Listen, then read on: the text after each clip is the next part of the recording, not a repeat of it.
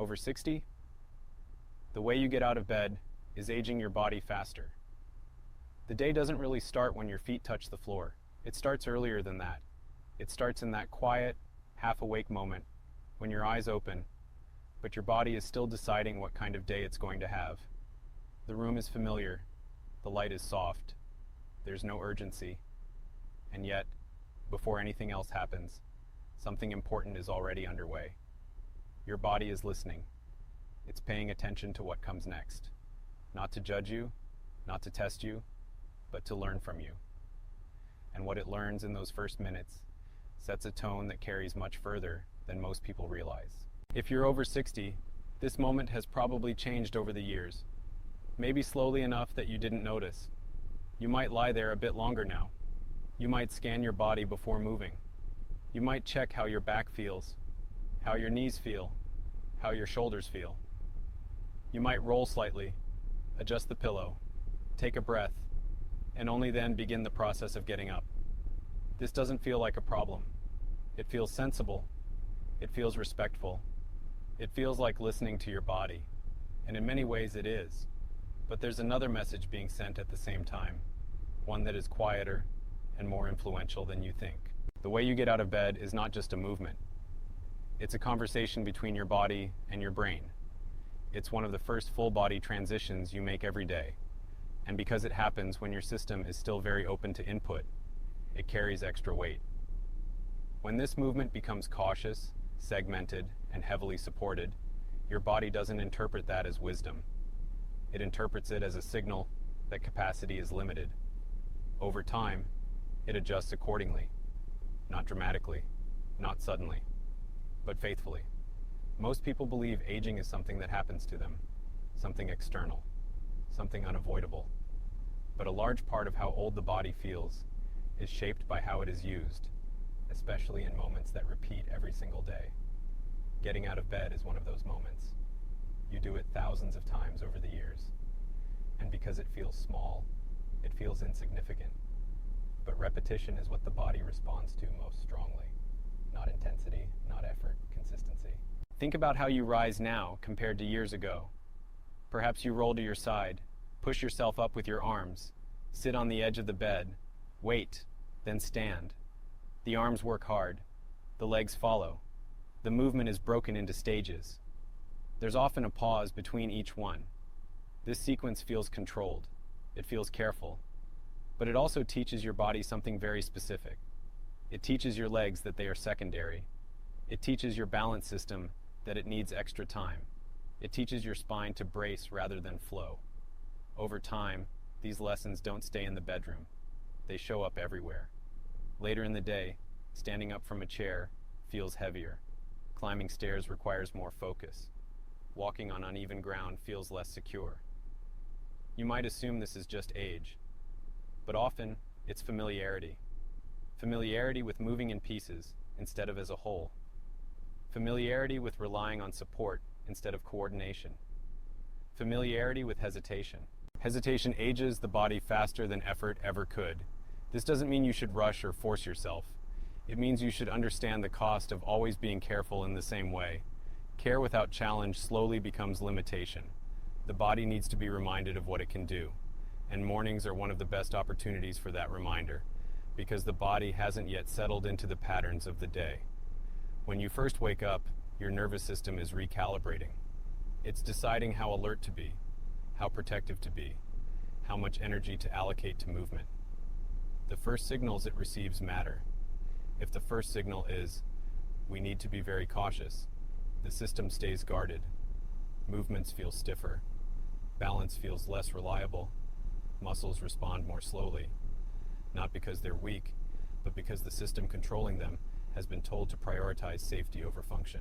This is why many people say they feel better after they've been up for a while. They assume the body just needs time to warm up.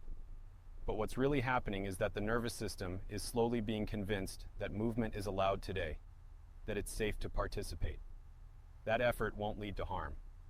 The tragedy is that this convincing process has to happen every single day, because the morning routine keeps resetting the system to caution. Imagine if the first movement of the day already contained that reassurance. Not force, not strain, just coordination, just intention, just a reminder that the body still works as a unit. Over time, the need for warming up diminishes. The body arrives more ready because it has learned to expect participation rather than avoidance. There's another aspect to this that often goes unnoticed. Getting out of bed is one of the few daily movements that naturally challenges balance in a controlled environment. The floor is close, the space is familiar, the stakes are low. When this opportunity is softened too much, the balance system doesn't get its daily invitation to engage. Balance, like strength, is not something you keep by protecting it.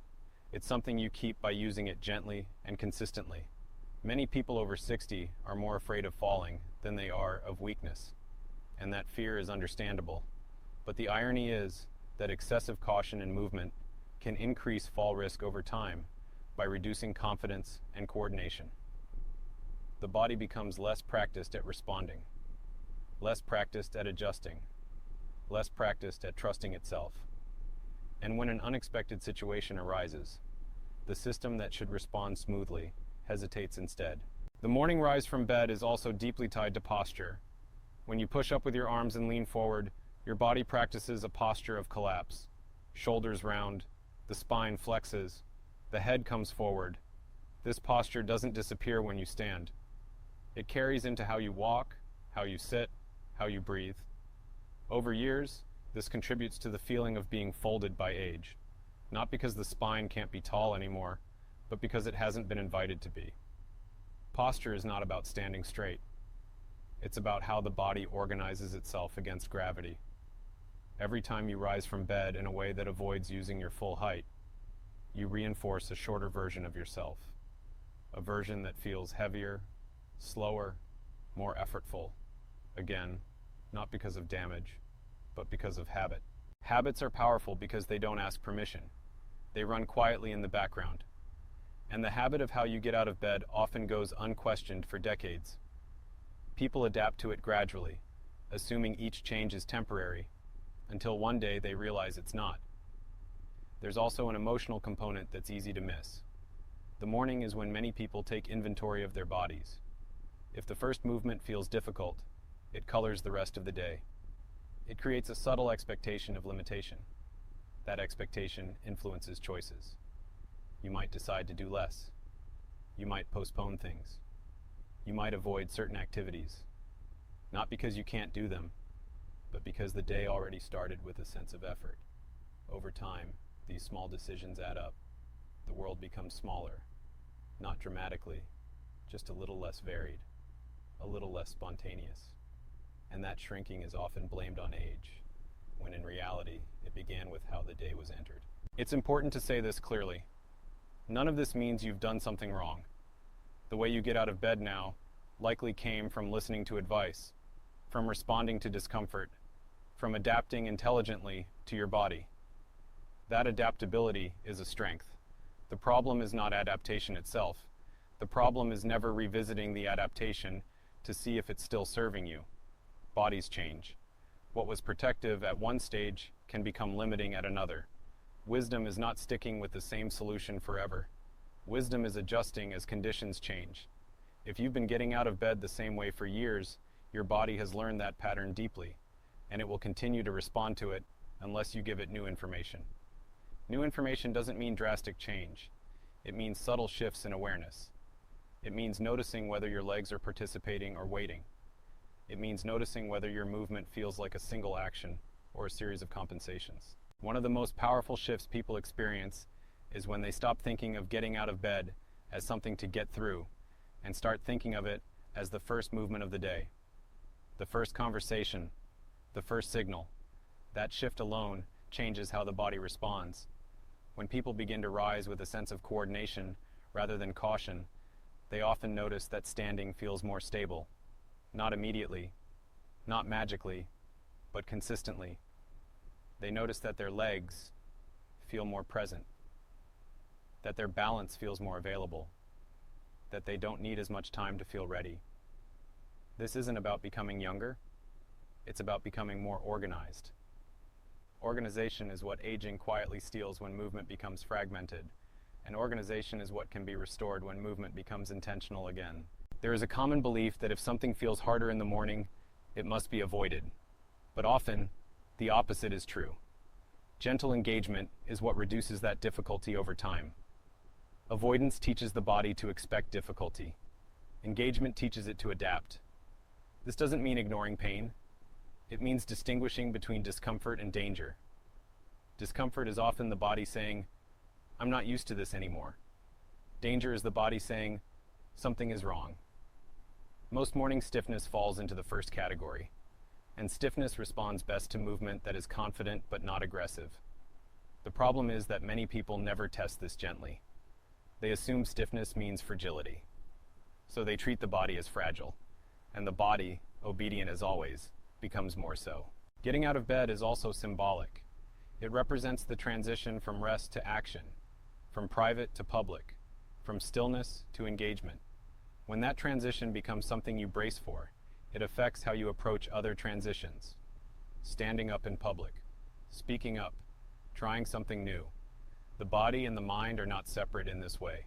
How you move influences how you feel, and how you feel influences how you move. People often say, "I'm just not as confident anymore." But confidence doesn't disappear on its own. It erodes when the body is no longer asked to demonstrate capability. And capability begins with simple, repeated actions, done with intention.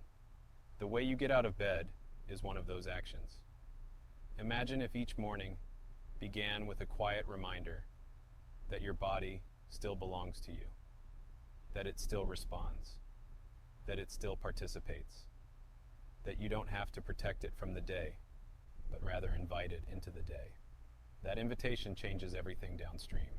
Many people fear that doing more will lead to pain later, but what often leads to pain is disuse. Joints like to move, muscles like to work, the nervous system likes clear signals. When these needs are met gently and consistently, the body often becomes less reactive, not more. There is also dignity in movement that is coordinated. Rising smoothly, even slowly, but as a whole, reinforces a sense of self-respect. It says, "I'm still here. I still take up space. I still move with intention." That sense of dignity is deeply nourishing, especially as people age in a culture that often treats them as fragile or invisible. This is why it matters to talk about these things openly, not to criticize habits, but to bring awareness back to places where people still have influence. Aging does not remove agency. It changes how agency is expressed. If this resonates, if you're noticing your own mornings in these words, that's not an accident. That's awareness recognizing itself. And awareness is the first step toward change that doesn't require force or fear. This is also why engaging with content like this matters. When you like, comment, or subscribe, you're not just interacting with a video. You're reinforcing a mindset that values understanding over resignation. That sees aging as something to work with, not surrender to. That believes small daily choices still matter. Tomorrow morning will come whether you think about it or not. The question is whether you'll enter it on autopilot or with intention. Not to prove anything, not to challenge yourself unnecessarily, but to remind your body, gently and clearly, that it is still capable of responding. The way you get out of bed will not stop time, but it can slow the way time shows up in your body. And that is a form of control worth paying attention to. Your body has been listening all along, especially in the morning.